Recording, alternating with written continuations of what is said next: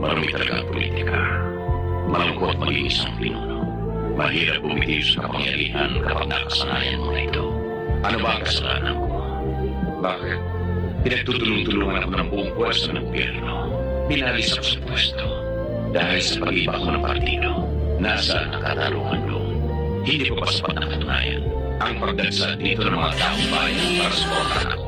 Hindi ba tama lang ang tinig ng bayan ang dapat nilang pakinggan? At hinihingit, pag-iibot o kasasiman sa kapangyarihan ang dapat nilang pailalim. Hindi ko alam kung ano ang mangyayari ka, pero magsisinungaling ako sa iyo. Kung hindi ko aminin na natatakot din ako. Pero kailangan narating ko. Batas. Katarungan. Gumising ka sa mahimbing mong pagkakatulog. At makikita mo ang